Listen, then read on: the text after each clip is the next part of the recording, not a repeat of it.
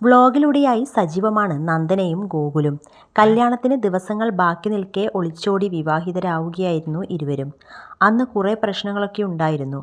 ആദ്യം എതിർത്തെങ്കിലും പിന്നീട് വീട്ടുകാർ ഇവരെ സ്വീകരിച്ചു. എല്ലാവരും ഒന്നിച്ചുള്ള വീഡിയോകൾ ഇവർ പങ്കുവെക്കാറുണ്ട്. യൂട്യൂബ് നിർത്തി വേറെ വല്ല ജോലിക്കും പോയിക്കൂടെ എന്ന തരത്തിലുള്ള കമൻറ്റുകൾ ഇപ്പോഴും വരുന്നുണ്ട്. 20 വയസ്സാണ് എനിക്ക്. പ്രൊമോഷനും വ്ളോഗുമൊക്കെയായി അത്യാവശ്യത്തിനുള്ള വരുമാനം എനിക്കിപ്പോൾ ലഭിക്കുന്നുണ്ട്.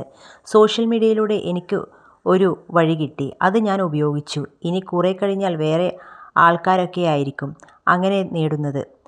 ഇപ്പോൾ എനിക്ക് ഈ മേഖലയിലാണ് ജോലി ചെയ്യാൻ പറ്റുന്നത്. അത് ഞാൻ നന്നായി ചെയ്യുന്നുമുണ്ട്.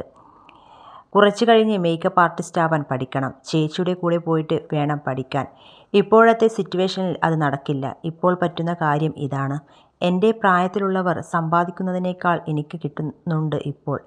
അമ്മയും പൊന്നുചേച്ചിയുമൊക്കെ ഇതിലൂടെ കുഴപ്പമില്ലാതെ വരുമാനം നേടുന്നുണ്ട്.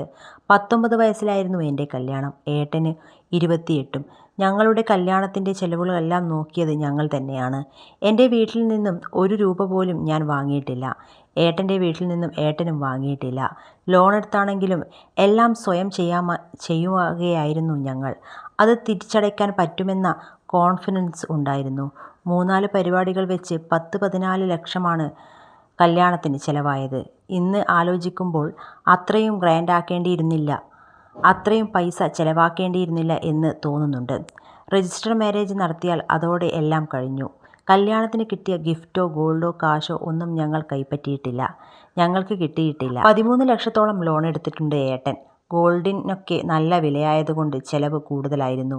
ആ ലോൺ ഞങ്ങളൊന്നിച്ചാണ് അടക്കുന്നത്. കാര്യമായ ബുദ്ധിമുട്ടുകളൊന്നുമില്ലാതെയാണ് ഇപ്പോൾ പോകുന്നത്. കല്യാണത്തിന് ആരെയും ബുദ്ധിമുട്ടിച്ചിട്ടില്ല എന്നതിൽ സന്തോഷവുമുണ്ട്. ചെറുപ്പം മുതലേ തന്നെ ജോലി ചെയ്ത് സമ്പാദിച്ചു തുടങ്ങിയാൽ പിന്നെ നിർത്താൻ തോന്നില്ല. ഞാൻ അങ്ങനെയൊരു നിലപാടിലാണ്. പറ്റാവുന്നിടത്തോളം ജോലി ചെയ്യണമെന്നാണ് ആഗ്രഹമെന്നും നന്ദന പറഞ്ഞിരുന്നു. ഗൾഫിലായിരുന്ന സമയത്ത് കിട്ടുന്ന ശമ്പളത്തിൽ വലിയൊരു പങ്ക് ചെലവിന് പോകും. പിന്നെ വീട്ടിലേക്ക് അയക്കും. അങ്ങനെയൊക്കെയായി അതങ്ങ് പോയി. ഇപ്പോൾ ഇഷ്ടപ്പെട്ട പാഷനും കുടുംബവുമായി ഹാപ്പിയായി മുന്നോട്ട് പോകുന്നു.